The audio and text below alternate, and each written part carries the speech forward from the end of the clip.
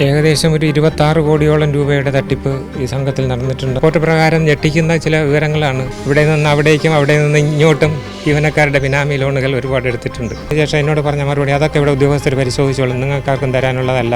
അടുത്ത് അദ്ദേഹത്തിന്റെ ബന്ധുക്കളുടെയും സ്വന്തക്കാരുടെയും വീട്ടുകാരുടെയും പേരിൽ ബിനാമികളായി ചേർത്തുകൊണ്ട് വൻപിച്ച സ്വകാര്യ സ്വത്താണ് സമ്പാദിച്ചത്. 1000 രൂപ മുതൽ ലക്ഷങ്ങൾ നിക്ഷേപിച്ചവരുണ്ട്. അതിനു മുമ്പ് നെഞ്ചടിച്ച് കരയുന്ന ഒരു സ്ഥിതിവിശേഷമാണ് ഇത്. ഭീകരമായിട്ടുള്ള തട്ടിപ്പ് നടന്നിട്ടുണ്ട്.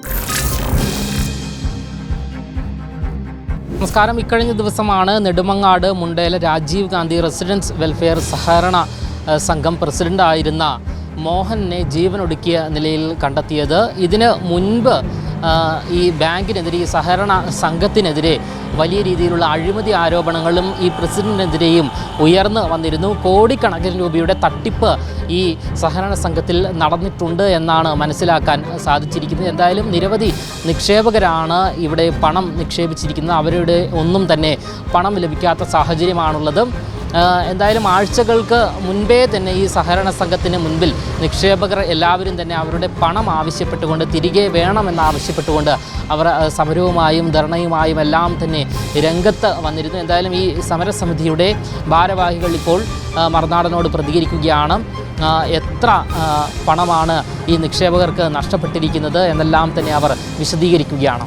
നമ്മൾ ഈ നെടുമങ്ങാട് താലൂക്കിൽ മുണ്ടേല എന്ന സ്ഥലത്ത് ഒരു രാജീവ് ഗാന്ധി സഹകരണ സൊസൈറ്റി ഉണ്ട്. 2004 ആണത് തുടങ്ങിയത്. അത് 20 വർഷം കൊണ്ടും കോൺഗ്രസ് അനുകൂല ഭരണസമിതിയാണ് നിലവിലുള്ളത്. അത് ഗ്രാമീണ മേഖലയിൽ പ്രവർത്തിക്കുന്ന ഒരു സഹകരണ സൊസൈറ്റിയാണ്. അപ്പോൾ അവിടുത്തെ നാട്ടുകാരെ വളരെ അധ്വാനിച്ച് ഉണ്ടാക്കിയ പണം, അവരുടെ ജീവിത ചെലവുകളിൽ നിന്ന് മിച്ചം പിടിച്ച പണം ഭാവിയിലെ കുട്ടികളുടെ വിദ്യാഭ്യാസം ചെയ്യുന്നതിനും അതോടൊപ്പം മക്കളുടെ കല്യാണം, പിന്നെ വാർദ്ധക്യകാലത്തുള്ള ആശുപത്രി ചിലവുകൾക്കൊക്കെ വേണ്ടി അവിടെ കൊണ്ട് നിക്ഷേപിച്ചു. അതോടൊപ്പം തന്നെ അവരുടെ ദൈനംദിന ചിലവുകൾക്കുള്ള പൈസ അവിടെ നിന്ന് കിട്ടുമായിരുന്നു. പിന്നെ ആവശ്യത്തിന് വരുമ്പോൾ മൂലധനമായ ഡിപ്പോസിറ്റും തിരിച്ച് കിട്ടും എന്ന വിശ്വാസത്തിലാണ് അവർ കൊണ്ട് നിക്ഷേപിച്ചത്. പക്ഷേ ഇപ്പോൾ കഴിഞ്ഞ 8 മാസം കൊണ്ട് അവിടെ പലിശ ആൾക്കാരെ കിട്ടുന്നില്ല, ഡിപ്പോസിറ്റായ നിക്ഷേപക തുകയും തിരിച്ച് കിട്ടുന്നില്ല. അങ്ങനെ എല്ലാ നിക്ഷേപകരും കൂടെ സംഘടിച്ചു. അതിൻ്റെ പ്രസിഡൻ്റായിരുന്ന മോഹൻകുമാർ അദ്ദേഹത്തിന് പോയി കണ്ടു. അദ്ദേഹമാണ് ഇതിന് 100% ഉത്തരവാദിയെന്നും ഈ എമൗണ്ടുകളെല്ലാം അദ്ദേഹം തിരിച്ചു തരുമെന്നും നിക്ഷേപകർക്ക് ഉറപ്പ് കൊടുത്തു. അത് ആ ഇടയ്ക്ക് തന്നെയാണ് ഈ പ്രക്ഷോഭം നടക്കുന്ന, നമ്മുടെ നിക്ഷേപകരെ പല സമയങ്ങളിൽ പ്രക്ഷോഭങ്ങൾ സംഘടിപ്പിച്ചു. ആ പ്രക്ഷോഭം നടക്കുന്ന സമയത്ത് തന്നെ കേരള സർക്കാരിൻ്റെ സഹകരണ വകുപ്പ്, ലക്ഷങ്ങൾ ശമ്പളം വാങ്ങിക്കുന്ന ഉദ്യോഗസ്ഥന്മാരാണ് ആ സഹകരണ വകുപ്പിലുള്ളത്. ഇത്തരം സഹകരണ സ്ഥാപനങ്ങൾ ആ തെറ്റുകൾ ചൂണ്ടിക്കാണിക്കുന്നതിനും അതിനെ നേർവഴിക്ക് നയിക്കുന്നതിനും ബാധ്യസ്ഥരായ ഉദ്യോഗസ്ഥരെ അവിടെ ഞങ്ങൾ മനസ്സിലാക്കിയത് നിരന്തരം ഓഡിറ്റ് നടത്തി ഈ ഭരണക്കാർക്ക് അനുകൂലമായി റിപ്പോർട്ടുകൾ തയ്യാറാക്കി പാരിതോഷികം വാങ്ങിക്കൊണ്ടു പോകുന്ന ഒരവസ്ഥയിലായിരുന്നു. അപ്പോൾ ഈ പ്രക്ഷോഭം നടന്ന സമയത്ത് സഹകരണ വകുപ്പ് ഒരു അന്വേഷണം നടത്തി. അതായത് റൂൾ 65 പ്രകാരം സഹകരണ വകുപ്പിൻ്റെ ഒരു അന്വേഷണം നടത്തി. ആ അന്വേഷണ റിപ്പോർട്ട് നമുക്ക് വിവരാവകാശ നിയമപ്രകാരം കിട്ടി. അതിൽ നിന്നാണ് നമ്മൾ മനസ്സിലാക്കുന്നത് പ്രസിഡൻറ്റും സെക്രട്ടറിയും അവിടുത്തെ 4 വരുന്ന ജീവനക്കാരും കൂടെ ഈ നിക്ഷേപയുടെ പണമെല്ലാം കൊള്ളയടിച്ചുകൊണ്ട് അവരുടെ സ്വകാര്യ നിക്ഷേപങ്ങൾ നടത്തി. അവർ വളരെ വലിപ്പമുള്ള കെട്ടിടങ്ങൾ നിർമ്മിച്ചു, റിസോർട്ടുകൾ വാങ്ങി, റിയൽ എസ്റ്റേറ്റ് ബിസിനസ്സുകൾ തുടങ്ങി. അവരുടെ ഈ പൈസ എടുത്തുകൊണ്ട് വളരെ സാധാരണ ഫാമിലിയിലുള്ള ഈ തുച്ഛമായ ശമ്പളമാണ് അവിടെ ലഭിക്കുന്നത്. ആ പൈസയ്ക്കുടെ ജീവിത നിലവാരമല്ലായിരുന്നു അവർക്കുള്ളത്. അവർ ഇതിൻ്റെ ഈ പൈസ വാങ്ങി സ്വന്തമായിട്ട് ഫാം തുടങ്ങുക, ആ ഫാമിൻ്റെ പ്രോഡക്റ്റ് വിൽക്കുന്നതിന് വേണ്ടി 10-18 വരുന്ന ഔട്ട്ലെറ്റുകൾ കേരളത്തിൻ്റെ വിവിധ ഭാഗങ്ങളിൽ സ്ഥാപിച്ചു. അതെല്ലാം നമ്മൾ ഈ റിപ്പോർട്ട് വന്നതിന് ശേഷമാണ് മനസ്സിലാക്കിയത്. പക്ഷേ ഇങ്ങനെ നമ്മൾ പ്രക്ഷോഭങ്ങളായിട്ട് മുന്നോട്ട് പോകുമ്പോഴേ ഈ ഭരണം നടത്തുന്ന ഈ സംഘത്തിൻ്റെ രാഷ്ട്രീയ പാർട്ടി എന്ന കോൺഗ്രസ് എന്ന പ്രസ്ഥാനം നമുക്ക് സഹായിക്കാനൊന്നും മുന്നോട്ട് വന്നില്ല. നമ്മൾ ഈ പ്രക്ഷോഭത്തിനിടയിൽ നമ്മൾ പരാതിയിൽ പോലീസ് സ്റ്റേഷന് കൊടുത്തു. അതോടൊപ്പം തന്നെ സഹകരണ വകുപ്പിൻ്റെ അസിസ്റ്റൻറ്റ് രജിസ്ട്രാർക്ക് പരാതി കൊടുത്തു. അതിൻ്റെ ഫലമായിട്ട് നമ്മൾ പിന്നെ മനസ്സിലാക്കുന്ന പത്രത്തിലൂടെ ഇതിൻ്റെ പ്രസിഡൻ്റായിരുന്ന മോഹൻകുമാർ ആത്മഹത്യ ചെയ്തു എന്നുള്ള പത്രവാർത്തകളാണ് കാണുന്നത്. അതിൽ നിന്ന് നമ്മൾ മനസ്സിലാക്കുന്നത് അദ്ദേഹം നമുക്ക് പൈസ തരാമെന്ന് പറയുകയും അവിടുത്തെ ചില ആൾക്കാരുടെ സംസാരത്തിൽ നമ്മൾ മനസ്സിലാക്കിയത് അദ്ദേഹം ഈ സംഘത്തിൻ്റെ പണം എടുത്ത് അദ്ദേഹത്തിൻ്റെ ബന്ധുക്കളുടെയും സ്വന്തക്കാരുടെയും വീട്ടുകാരുടെയും പേരിൽ ബിനാമികളായി ചേർത്തുകൊണ്ട് വൻപിച്ച സ്വകാര്യ സ്വത്താണ് സമ്പാദിച്ചത്. അപ്പോൾ അദ്ദേഹം ആ പൈസകളെല്ലാം പിരിച്ച് ബിനാമികളിൽ നിന്നും അവരുടെ സമ്പത്ത് ഇദ്ദേഹത്തിന് തിരിച്ചു കൊടുത്തുകൊണ്ട് നമ്മുടെ നിക്ഷേപം തിരിച്ചു തരുമെന്നാണ് അദ്ദേഹം പറഞ്ഞത്, നമ്മളങ്ങനെ ധരിച്ചത്. പക്ഷേ എനിക്ക് തോന്നുന്നത് ആ സമയത്ത് നിക്ഷേപം തിരിച്ച് കിട്ടാത്ത നിക്ഷേപങ്ങൾ അദ്ദേഹം ഉദ്ദേശിച്ച ആൾക്കാർ തിരിച്ചു കൊടുക്കാത്ത കാരണത്താൽ ഇദ്ദേഹത്തിന് ഈ വലിയ സാമ്പത്തികമായി ബുദ്ധിമുട്ടുണ്ടാകുകയും അതോടൊപ്പം ഇദ്ദേഹം മുൻകൂർ ജാമ്യത്തിന് ഹൈക്കോടതിയെ സമീപിച്ചു. ഹൈക്കോടതി ജാമ്യം നിഷേധിക്കുന്ന ഒരു സാഹചര്യവും വന്നു. ആ സമയത്ത് ഇദ്ദേഹത്തിന് ഒന്നുകിൽ ജയിലിൽ പോകണം, അല്ലെങ്കിൽ നിക്ഷേപകരെ പൈസ തിരിച്ചു കൊടുക്കണം എന്നുള്ള സാഹചര്യത്തിലായിരിക്കണം ഇദ്ദേഹം ആത്മഹത്യ ചെയ്ത് നമ്മൾ മനസ്സിലാക്കുന്നു. കൂടാതെ അതിനുശേഷം അദ്ദേഹത്തിൻ്റെ വീട്ടുകാരുടെ പല പ്രസ്താവനകളും നമ്മൾ പത്രമാധ്യമങ്ങളിലൊക്കെ കണ്ടു. ആ കുട്ടികൾ തന്നെ വളരെ ഈ സംഘത്തിൻ്റെ 2012 ഈ സംഘത്തിൻ്റെ, അതായത് കർണാടകയിലുള്ള കൊമൺഗെ എന്ന് പറയുന്ന ഒരു സ്വകാര്യ MBBS മാനേജ്മെൻറ്റ് സംവിധാനം ഉണ്ടായിരുന്നു. അന്ന് നീറ്റ് എന്ന സംവിധാനം വന്നില്ല. അവിടെയൊക്കെ പോയിട്ട് ഇദ്ദേഹം ഈ സൊസൈറ്റിയിലെ നിക്ഷേപകരെ പണമെടുത്ത് ആ കുട്ടികൾക്ക് മാനേജ്മെൻറ്റ് കൊണ്ട് അഡ്മിഷൻ വാങ്ങി കോടികൾ ചെലവഴിച്ച് വിദ്യാഭ്യാസം പൂർത്തിയാക്കിയവരാണ്. അദ്ദേഹത്തിൻ്റെ വീടുകൾ അവിടുത്തെ ആ ഏരിയയിൽ ഏറ്റവും വലിയ വീടാണ്. അദ്ദേഹം ഒരു സർക്കാർ ഉദ്യോഗസ്ഥനായിരുന്നു. ഒരു സർക്കാർ ഉദ്യോഗസ്ഥനെ ഒരു മാസം കൂട്ടിമുട്ടിക്കാനുള്ള ബുദ്ധിമുട്ട് നമുക്ക് എല്ലാവർക്കും അറിയുന്നതാണ്. ആ സാഹചര്യം അദ്ദേഹത്തിന് ഉണ്ടായിരുന്നത്. പിന്നെ കൂടുതലായിട്ട് എന്നിട്ട് ഇപ്പോൾ അദ്ദേഹത്തിൻ്റെ നമ്മൾ പോലീസ് സ്റ്റേഷനിൽ ഏകദേശം നിക്ഷേപകർ 131 പരാതികൾ കൊടുത്തതായിട്ടാണ് ഞങ്ങൾ മനസ്സിലാക്കിയിരിക്കുന്നത്. അതെല്ലാം കേസ് രജിസ്റ്റർ ചെയ്തു, പരാതികൾ രജിസ്റ്റർ ചെയ്തു. പക്ഷേ കേസ് 31 മാത്രമേ എടുത്തുള്ളൂ. ആ കേസുകൾ വളരെ ഇഴഞ്ഞാണ് പോകുന്നത്.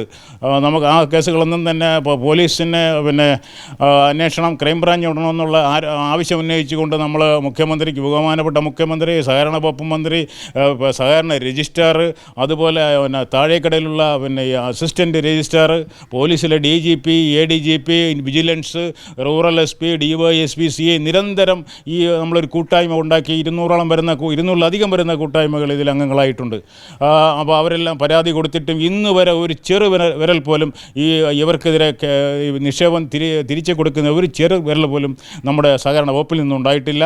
പോലീസ് കേസെടുത്ത് ഈ കേസ് വളരെ വ്യാപകമായി വ്യാപ്തിയുള്ള ഒരു കുറ്റകൃത്യമായതുകൊണ്ട് ഈ കേസ് ക്രൈംബ്രാഞ്ചിന് വിടണമെന്ന നിരന്തരം നമ്മുടെ ആവശ്യം ഇന്ന് വരെ പോലീസ് ഡിപ്പാർട്ട്മെൻറ്റ് അംഗീകരിച്ചിട്ടില്ല. ഇതിന് ശേഷം ഇങ്ങനെയുള്ള വിഷയങ്ങളുണ്ടായ എല്ലാ സഹകരണ സംഘങ്ങളുടെ അന്വേഷണം സ്റ്റേറ്റ് ക്രൈംബ്രാഞ്ചിൻ്റെ സാമ്പത്തിക കുറ്റാന്വേഷണ വിഭാഗത്തിന് ഏർപ്പെടുത്തിയിട്ടും നമ്മുടെ ബാങ്കിലെ ഈ നിക്ഷേപം ഇവരെ അറസ്റ്റ് ചെയ്യുന്നതിനോ അവർ കുറ്റവാളികളെ നിയമത്തിൻ്റെ മുന്നിൽ കൊണ്ടുവരുന്നതിനോ പോലീസ് തയ്യാറായിട്ടില്ല. ഈ പ്രിയപ്പെട്ട ഈ മോഹനൻ മരണപ്പെട്ടതിന് ശേഷം ഇതിനുണ്ടാകുന്ന സെക്രട്ടറിയും മറ്റ് 4 ജീവനക്കാരും ഇന്നും പോലീസ് സ്റ്റേഷന് മുന്നിലൂടെയും ബാങ്കിൻ്റെ മുന്നിലൂടെയും നിക്ഷേപകരെ വെല്ലുവിളിച്ചുകൊണ്ട് അങ്ങോട്ടും ഇങ്ങോട്ടും യാത്ര ചെയ്യുന്നു. അവർക്കെതിരെ അവരെ അറസ്റ്റ് ചെയ്യുന്നതിനോ നിയമത്തിൻ്റെ മുന്നിൽ കൊണ്ടുവരുന്നതിനോ കഴിയുന്നില്ല എന്ന വ്യാപക പരാതി നമ്മുടെ നിക്ഷേപകർക്കുണ്ട്. അതോടൊപ്പം തന്നെ സഹകരണ വകുപ്പ് അവിടെ വകുപ്പ് 65 പ്രകാരം നടപ്പിലാക്കി സമർപ്പിച്ച റിപ്പോർട്ടില്ല ഒരു നടപടിയും അതിന് പ്രകാരം എടുത്തിട്ടില്ല. ഈ വസ്തുവകകൾ, ഈ ബിനാമികളായിട്ടുള്ള അവരുടെ വസ്തുവകകൾ കണ്ടുകെട്ടി അത് ജപ്തി ചെയ്ത് നമ്മുടെ ഈ നിക്ഷേപകർക്ക് പണം തിരികെ കൊടുക്കുന്നതിനുള്ള യാതൊരു നടപടിയും അവരുടെ ഭാഗത്തു നിന്നുണ്ടാകില്ല. ചുരുക്കി പറഞ്ഞാൽ പോലീസിൻ്റെ ഭാഗത്തു നിന്നും സഹകരണ വകുപ്പിൻ്റെ ഭാഗത്തു നിന്നും നിഷേധാത്മകമായ ഒരു സമീപനമാണ് ഈ നിക്ഷേപകരോട് ഉണ്ടായിക്കൊണ്ടിരിക്കുന്നത്. മാത്രമല്ല ഈ നിക്ഷേപകരെല്ലാം സാധാരണക്കാരനാണ്. 10,000 രൂപ മുതൽ ലക്ഷങ്ങൾ നിക്ഷേപിച്ചവരുണ്ട്. അവിടെയൊക്കെ ജീവിതാവസ്ഥ വളരെ ബുദ്ധിമുട്ടാണ്. പലരും ഇതിൻ്റെ പലിശ എടുത്ത് ഡയാലിസിസിന് വിധേയമാകുന്നവരുണ്ട്. പലരും അതുപോലെ ബ്ലഡ് ട്രാൻസ്പ്ലാന്റേഷൻ നടത്തുന്ന ആൾക്കാരുണ്ട്, ക്യാൻസർ രോഗികളുണ്ട്. അവരൊക്കെ തന്നെ ഇന്ന് അവരുടെ കുട്ടികളും മക്കളും എല്ലാം വന്ന് അതിനു മുമ്പ് നെഞ്ചടിച്ച് കരയുന്ന ഒരു സ്ഥിതിവിശേഷമാണ് ഇതുള്ളത്. ഇതൊന്നും തന്നെ ഈ പത്രമാധ്യമങ്ങളിലോ ഒന്നും തന്നെ നമുക്ക് അനുകൂലമായിട്ടുള്ള റിപ്പോർട്ട് ഒന്നും തന്നെ കിട്ടുന്നില്ല എന്ന പരാതി നിക്ഷേപകർക്കുണ്ട്.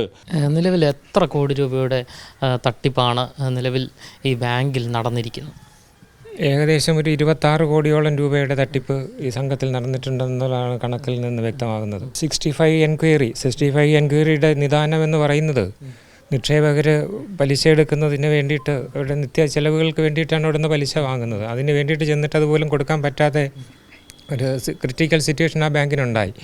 ആ സമയത്താണ് അതുവരെ ആ സംഘത്തിൻ്റെ പരിശോധകരായി വന്നിട്ടുള്ള സഹകരണ വകുപ്പ് ഉദ്യോഗസ്ഥർ എന്തെങ്കിലും ചെയ്യണമല്ലോ എന്നുള്ളത് കൊണ്ടായിരിക്കാം അവരൊരു ടീം എൻക്വയറി നടത്തുകയും ആ ടീം എൻക്വയറിയുടെ ഒരു റിപ്പോർട്ട് കൊടുത്തു. ആ റിപ്പോർട്ടിൻ്റെ അടിസ്ഥാനത്തിലാണ് 65 എൻക്വയറി ശുപാർശ ചെയ്ത് വന്നത്. ആ 65 എൻക്വയറി ഒരു സത്യസന്ധനായ ഉദ്യോഗസ്ഥൻ നടത്തിയെന്നുള്ളതാണ് നമുക്കതിൻ്റെ റിപ്പോർട്ട് കിട്ടിയപ്പോൾ നമുക്ക് മനസ്സിലാക്കാൻ കഴിഞ്ഞത്.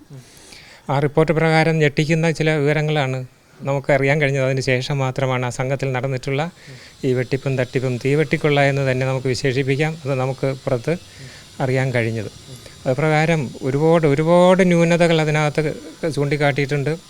ഏറ്റവും പ്രധാനപ്പെട്ടെന്ന് പറയുന്നത് ബിനാമി ലോണുകൾ തന്നെയാണ്. ഒരു വസ്തു തന്നെ ഒരേ സർവേ നമ്പറുള്ള വസ്തുക്കൾ 2 പേരുടെ വസ്തുക്കളാണെന്ന് വ്യത്യസ്ത കണക്ക് കാണിച്ചുകൊണ്ട്, കള്ളത്തരം കാണിച്ചുകൊണ്ട് ലോണുകൾ കൊടുത്തിട്ടുണ്ട്. ഒരേ നമ്പറിലുള്ള വസ്തു അത് 2 പേരുടേതാണെന്ന് കാണിച്ച് 2 വ്യത്യസ്ത ലോണുകൾ കൊടുത്തിട്ടുണ്ട്. ഒരു വസ്തു തന്നെ പണയം വെച്ചുകൊണ്ട് ഈട് വെച്ച് ഗഹാൻ പതിച്ചുകൊണ്ട് 32ഓളം ലോണുകളാണ് പ്രസിഡന്റിന്റെ വസ്തു ഈട് വെച്ചുകൊണ്ട് മറ്റാളുകളുടെ പേരിൽ എടുത്തിട്ടുള്ളത് ബിനാമി ലോണുകൾ. അദ്ദേഹത്തിന്റെ സഹോദരന്റെ പേരിലുള്ള വസ്തുക്കൾ അങ്ങനെ വെച്ചിട്ടുണ്ട്, ഭാര്യ സഹോദരന്റെ പേരിലുള്ള വസ്തുക്കൾ വെച്ചിട്ടുണ്ട്, ഭാര്യയുടെ പേരിലുള്ള വസ്തുക്കൾ വെച്ചിട്ടുണ്ട്. മക്കളും ഭാര്യയും ഒക്കെ ചേർന്നിട്ട് തന്നെ ഈ ബിനാമി ലോണുകൾ എടുത്തിട്ടുണ്ട്. 21 ലക്ഷത്തോളം രൂപ മകളുടെ പേരിന് തന്നെ നമുക്ക് ഈ അന്വേഷണ റിപ്പോർട്ടിൽ ലോൺ എടുത്തതായിട്ട് കാണാം. ഭാര്യയുടെ പേരിലുണ്ട് 5 ലക്ഷം രൂപ. ഇങ്ങനെയാണ് ബിനാമി ലോണുകൾ പോയിട്ടുള്ളത്. ഇതിനേക്കാൾ ഏറ്റവും ഭീകരമായിട്ടുള്ളത് മഞ്ച ബ്രാഞ്ച് ഇവർ തുടങ്ങിയിട്ടുണ്ട്. ആ ബ്രാഞ്ചിൽ നടന്ന സ്പെഷ്യൽ MDSകളുടെ തട്ടിപ്പാണ്.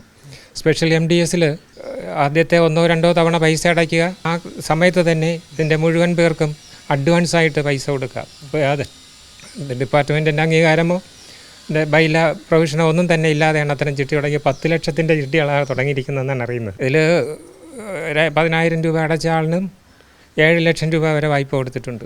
ഇതെല്ലാം എടുത്തിട്ടുള്ളത് അതിനകത്തുള്ള ചില ജീവനക്കാർ തന്നെയാണ്.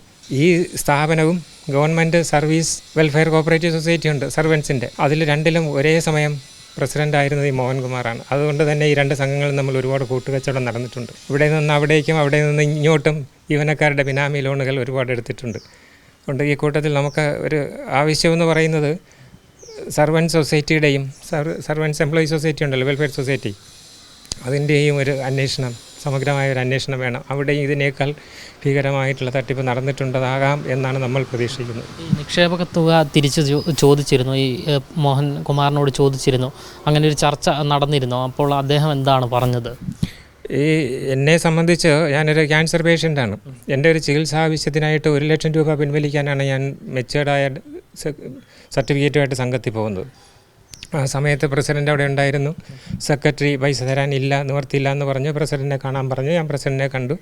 പറഞ്ഞു 8 കോടിയോളം രൂപ എൻ്റേതായ എന്ന് പറഞ്ഞിട്ട് തിരുത്തി, എൻ്റേതെന്ന് അവകാശപ്പെടുന്ന ഡെപ്പോസിറ്റ് ഇതിനകത്തുണ്ട്. അതുകൊണ്ട് ഒരു കാരണവശാലും നിങ്ങൾ പേടിക്കേണ്ട, നിങ്ങൾക്ക് മുഴുവൻ പൈസയും ഞങ്ങൾ തിരിച്ചു തരുന്നതായിരിക്കുമെന്ന് ഉറപ്പ് തന്നു. ഫോൺ നമ്പർ എഴുതി വാങ്ങി, എൻ്റെ SB അക്കൗണ്ട്, ബാങ്കിൻ്റെ അക്കൗണ്ട് നമ്പർ എഴുതി വാങ്ങി, അതിലേക്ക് പൈസ അയച്ചു തരാമെന്ന് പറഞ്ഞു. മാസങ്ങൾ കഴിഞ്ഞിട്ടും പൈസ കിട്ടിയിട്ടില്ല. ഞാൻ അതിനുവേണ്ടി പല ആവർത്തിച്ച് കയറിയിറങ്ങി. അപ്പോഴാണ് ഈ അന്വേഷണ റിപ്പോർട്ട് വരുന്നതും ഇദ്ദേഹത്തിൻ്റെ ആത്മഹത്യ സംബന്ധിച്ചുള്ള വിവരങ്ങളൊക്കെ പുറത്തു വരുന്നത്. ഈ ആത്മഹത്യാക്കുറിപ്പ് തന്നെ എനിക്കിപ്പം ബലമായ സംശയം ഒരു തെറ്റിദ്ധാരണ വരുത്തുന്നതിന് വേണ്ടിയിട്ടുള്ള ആത്മഹത്യാക്കുറിപ്പ് എന്നുള്ളതിന് ഉപരി ഈ ആത്മഹത്യാക്കുറിപ്പിൽ ഈ വെള്ളറട ശശിയുടെ പേരുൾപ്പെടെ വെള്ളനാട് ശശിയുടെ പേര് ഉണ്ട് എന്ന് പറയുന്നു. അതായത് സഹോദരനും അദ്ദേഹത്തിൻ്റെ മക്കളുമാണ് പറയുന്നത്. വെള്ളനാട് ശശിയെ സംബന്ധിച്ചിടത്തോളം നമുക്ക് കൂടുതലായിട്ടൊന്നും അറിയില്ല. ഒരു നിക്ഷേപകനാണ്. അദ്ദേഹത്തിന് ഇപ്പോഴും അവിടെ നിന്ന് നിക്ഷേപ പൈസ തിരിച്ചു കൊടുക്കാനുണ്ടെന്നുള്ളത് വ്യക്തമാണ്. നമ്മളുടെ ബാങ്കിൻ്റെ കണക്കിൽ നിന്ന് നമുക്ക് വ്യക്തമായത് അദ്ദേഹത്തിനും പൈസ തിരിച്ചു കൊടുക്കാനുണ്ടെന്നുള്ളതാണ്. നമ്മൾ അന്വേഷണത്തിൽ അതിനേക്കാൾ എനിക്ക് പങ്കുവയ്ക്കാൻ പറ്റാത്ത രീതിയിലുള്ള ചില അറിവുകളും കൂടി എനിക്ക് കിട്ടിയിട്ടുണ്ട് ആ ബാങ്കിൽ നിന്ന്. അദ്ദേഹത്തിൻ്റെ വീട് വയ്ക്കുന്നതിന് വേണ്ടിയിട്ട് അദ്ദേഹം ഒരു വലിയ തുക ആ ബാങ്കിൽ നിന്ന് പിൻവലിച്ചു. ആ പിൻവലിച്ചത് അദ്ദേഹം പ്രസ്ഥാനം മാറി കോൺഗ്രസിൽ നിന്ന് ഇടതുപക്ഷത്തേക്ക് പോയതുകൊണ്ട് അദ്ദേഹം പ്രേരിപ്പിച്ചാണ് അതിൽ നിന്ന് നിക്ഷേപങ്ങൾ പിൻവലിച്ചത് എന്നുള്ള ഒരു ആരോപണം അദ്ദേഹത്തിൻ്റെ പേരിൽ വരികയാണ്. ഒരിക്കലും ഞങ്ങളാരും അദ്ദേഹം പറഞ്ഞിട്ടോ അങ്ങനെയൊന്നുമല്ല, ഞങ്ങളുടെ ആവശ്യങ്ങൾ നിറവേറ്റുന്നതിന് വേണ്ടി തന്നെയാണ് ഞങ്ങളുടെ ഡെപ്പോസിറ്റ് പിൻവലിക്കാൻ പോയത്. അദ്ദേഹത്തിൻ്റെ പേരിലുള്ള ആരോപണം നമുക്കറിയില്ല, അതിനെക്കുറിച്ച് യാതൊന്നും നമുക്കറിയില്ല. അദ്ദേഹം നിക്ഷേപകനാണ്, നമ്മളുടെ നിക്ഷേപക കൂട്ടായ്മയിലെ ഒരംഗവുമാണ് അദ്ദേഹം, അത്രയും നമുക്കറിയും. ഈ പ്രസിഡൻറ്റിൻ്റെ മരണത്തോടുകൂടി ഈ കേസ് അന്വേഷണം മന്ദഗതിയിലായോ എന്നുള്ളൊരു സംശയമുണ്ടോ? പ്രസിഡൻറ്റിൻ്റെ മരണത്തിന് മുമ്പ് നമുക്ക് ക്രൈംബ്രാഞ്ച് അന്വേഷണം ഉടനെ വരുമെന്നുള്ള ഒരു സ്റ്റേജിലൊക്കെ സംസാരം കേട്ടിരുന്നു ഡിപ്പാർട്ട്മെൻറ്റ്. കാരണം നമ്മളിനി സാറ് സൂചിപ്പിച്ചതുപോലെ നമ്മൾ പോകേണ്ടിടത്തെല്ലാം തന്നെ വ്യക്തമായിട്ടുള്ള മറുപടി പരാതികൾ കൊടുത്തിട്ടുണ്ടായിരുന്നു. അവിടെ നിന്നെല്ലാം നിങ്ങൾക്ക് അനുകൂലമായ ഒരു തീരുമാനം ഉണ്ടാകും എന്നുള്ളത് തന്നെയാണ് മറുപടി കിട്ടിക്കൊണ്ടിരുന്നത്. നമ്മളത് പ്രതീക്ഷിച്ചിരിക്കുകയായിരുന്നു. ഇദ്ദേഹത്തെ മരണത്തിന് ശേഷം ആ റിപ്പോർട്ടുണ്ടല്ലോ, അദ്ദേഹം എഴുതി വച്ചിട്ടുണ്ട് എന്ന് പറയുന്ന ഒരു മരണക്കുറിപ്പ്, ആത്മഹത്യാക്കുറിപ്പ്. ആ ആത്മഹത്യാക്കുറിപ്പിൽ ആ സംഘത്തിൽ ഇപ്പോൾ നിക്ഷേപകർക്ക് വേണ്ടി നിൽക്കുന്ന എന്ന് നമ്മൾ പറയുന്നതിന് പ്രധാന കാരണം ഈ കുട്ടികളാണ് മുഴുവൻ ഡെപ്പോസിറ്റുകളും ക്യാൻവാസ് ചെയ്ത് പിടിച്ചിട്ടുള്ളത്. ഇവരെ ഓഫീസ് വർക്കിലോ മറ്റു കാര്യങ്ങളിലോ ഇടപെടിക്കാതെ രാവിലെ വന്നാലുടനെ ഇന്നടത്ത് പോയി ഇന്ന ആളിൽ നിന്ന് പൈസ വാങ്ങണം, ഇന്നടത്ത് പോയി കളക്ഷൻ എടുക്കണം, ഇന്ന ലോണ് പിരിക്കണം എന്ന് പറഞ്ഞവരെ പുറം ജോലികളിലേക്കിട്ട് ഏർപ്പെടുത്തുകയും അതിനകത്ത് ഇത്തരത്തിലുള്ള തിരിമറികളും മറ്റു കാര്യങ്ങളും നടന്നുകൊണ്ടിരിക്കുകയായിരുന്നു. ഈ കുട്ടികളെ കൂടി ആ ബാങ്കിൽ നിന്ന് ഇറക്കി വിടുന്നതിന് അവർ മാനസികമായി പീഡിപ്പിക്കപ്പെട്ടാൽ സ്വാഭാവികമായിട്ടും എന്തിന് ഞങ്ങൾ വരുന്നു എന്നുള്ളൊരു ചിന്താഗതി അവർക്കുണ്ടാകാം. അവരെ കൂടി ആ സംഘത്തിൽ വരാതിരിക്കുന്നുള്ള സിറ്റുവേഷൻ ഉണ്ടാക്കി അത് അടച്ചിടാനുള്ള ഒരു തീരുമാനം ആയിരിക്കാം ഈ ആത്മഹത്യാക്കുറിപ്പിൽ ആ പിള്ളേരുടെ പേര് പറഞ്ഞത് എന്നാണ് ഞങ്ങൾ ധരിക്കുന്നത്. ഏകദേശം എത്ര നിക്ഷേപകരുണ്ട് ഈ ബാങ്കിൽ? 300-ൽ പരം നിക്ഷേപകരെയാണ് നമ്മളുടെ കൂട്ടായ്മയിൽ നമുക്ക് കണ്ടെത്താൻ പറ്റിയത്. അതിൽ 200-ൽ കൂടുതൽ നമ്മളുടെ ഗ്രൂപ്പിൽ അംഗങ്ങളുമാണ്. ഇത് അദ്ദേഹത്തിൻ്റെ തന്നെ പ്രഭാഷണത്തിൽ ഒരു പ്രസ് മീറ്റിങ്ങിൽ അദ്ദേഹം തന്നെ പറയുന്ന 56 കോടിയോളം രൂപയുടെ നിക്ഷേപം അതിനകത്തുണ്ടായിരുന്നു. സഡനായിട്ടൊരു 26 കോടി രൂപയുടെ പിൻവലിക്കലുണ്ടായി. ശരി, അതാണ് ഇതിന് പ്രതിസന്ധിക്ക് കാരണമെന്നുണ്ടെങ്കിൽ അതിൻ്റെ R&D ഒന്ന് കാണണമെന്ന് ഞാൻ ആവശ്യപ്പെട്ടു. ഞാനൊരു ബാങ്കിൽ വർക്ക് ചെയ്തിരുന്നത് കൊണ്ട് അതിൻ്റെ കണക്കുകൾ എനിക്ക് വ്യക്തമാണ്. അതുകൊണ്ട് R&D കാണണമെന്ന് ഞാൻ സെക്രട്ടറിയോട് ആവശ്യപ്പെട്ടു. സെക്രട്ടറി കുറച്ച് നേരം മുഖത്ത് നോക്കിയതിന് ശേഷം എന്നോട് പറഞ്ഞ മറുപടി, അതൊക്കെ ഇവിടെ ഉദ്യോഗസ്ഥർ പരിശോധിച്ചോളും, നിങ്ങൾക്കാർക്കും തരാനുള്ളതല്ല എന്ന്. ഈ റിപ്പോർട്ട് കിട്ടി. അതിലാണ് പറഞ്ഞിരുന്നത് 2018-19 ആഡിറ്റിന് ശേഷം ഇന്ന് വരെ അതിനകത്ത് ആഡിറ്റോ ഇൻസ്പെക്ഷനോ നടത്തിയിട്ടില്ല എന്നുള്ളതാണ് വസ്തുത. നിരവധി നിക്ഷേപകർക്ക് ഇപ്പോൾ പണം തിരിച്ചു കിട്ടാനുണ്ട്. നമ്മുടെ ഗവൺമെൻറ്റിനോട് എന്താണ് പറയാനുള്ളത്? ഇതിൽ ഏറ്റവും കൂടുതൽ പണാപകരണം നടത്തിയിട്ടുള്ള ജീവനക്കാർ തന്നെയാണ്. ആ ജീവനക്കാർക്ക് ഇപ്പോഴും സംരക്ഷണം കൊടുക്കുന്ന ഇടപാടാണ് ഗവൺമെൻറ് ഡിപ്പാർട്ട്മെൻറ്റ് ഉദ്യോഗസ്ഥർ കൈക്കൊള്ളുന്നത്. ഇത്രയും കാലമായി ഗുരുതരമായ ആരോപണങ്ങൾ തെളിയിക്കപ്പെട്ടിട്ടും 68 എൻക്വയറി ഇട്ടിട്ടുണ്ട്. ആ എൻക്വയറി ഉദ്യോഗസ്ഥൻ പോലും ഇന്ന് വരെ ബാങ്കിൽ വന്നിട്ടില്ല. ഒരു മാസത്തിൽ കൂടുതലായി ഞങ്ങൾ JR-നെ കാണാൻ പോയി. ജോയിൻ്റ് രജിസ്ട്രാറെ കണ്ടു. അദ്ദേഹം പറഞ്ഞു 68-ന് ഉത്തരവിട്ടിട്ടുണ്ടെന്ന്. അത് കഴിഞ്ഞിട്ട് 1.5 മാസമായി 68-ൻ്റെ ഒരു എൻക്വയറി ഉദ്യോഗസ്ഥനൊന്നും തന്നെ ബാങ്കിനെ സമീപിച്ചിട്ടില്ല. ഇതൊക്കെ ഡിപ്പാർട്ട്മെൻറ്റിലെ ഒത്തുകളികൾ എന്നുള്ള രീതിയിലാണ് നമ്മൾ കണക്കാക്കുന്ന. ഗവൺമെൻറ്റിനോട് പറയാനുള്ളത്, മുഖ്യ പങ്ക് അപകടനം നടത്തിയിട്ടുള്ള സംഘം ജീവനക്കാരായ ആളുകൾ ഇന്നും വിലസുന്നുണ്ട്. അവരുടെ മുന്നിലൂടെ അങ്ങോട്ടും ഇങ്ങോട്ടും ഒക്കെ പോകുന്നുണ്ട്. അവരിൽ നിന്ന് ആ പണം ഈടാക്കുന്നതിനുള്ള എന്തെങ്കിലും നടപടി, അതായത് കണ്ടീഷണൽ അറ്റാച്ച്മെൻറ്റ് പോലുള്ളവ, എല്ലാവരും ഇഷ്ടംപോലെ വസ്തുക്കൾ സമ്പാദിച്ചിട്ടുള്ളവരാണ്. കണ്ടീഷണൽ അറ്റാച്ച്മെൻറ്റ് പോലുള്ള നടപടികളെടുത്ത് നമ്മളുടെ പണം തിരികെ തരുന്നതിന് ഗവൺമെൻറ്റിൻ്റെ ഭാഗത്തു നിന്നും എത്രയും പെട്ടെന്നൊരു നടപടി ഉണ്ടാകണമെന്നുള്ളതാണ് ഗവൺമെൻറ്റിനോട് നമുക്ക് ആവശ്യപ്പെടാനുള്ളത്. എന്തായാലും ഈ പ്രസിഡൻ്റായിരുന്ന മോഹനൻ്റെ മരണത്തോടുകൂടി ഈ കേസ് അന്വേഷണം മന്ദഗതിയിലാണ് നീങ്ങുന്നത് എന്നതാണ് ഭാരവാഹികൾ നമ്മളോട് വ്യക്തമാക്കുന്നത്. ഇനിയെങ്കിലും അധികാരികൾ ഇടപെട്ടുകൊണ്ട് ഈ നിക്ഷേപകരുടെ തുക എത്രയും പെട്ടെന്ന് തിരിച്ചു നൽകണം എന്നാണ് ജനങ്ങളുടെ എല്ലാവരും തന്നെ ആവശ്യപ്പെടുന്നത്. ക്യാമറമാൻ അഖിലിനൊപ്പം അമൽ രുദ്ര, മറുനാടൻ മലയാളി, തിരുവനന്തപുരം.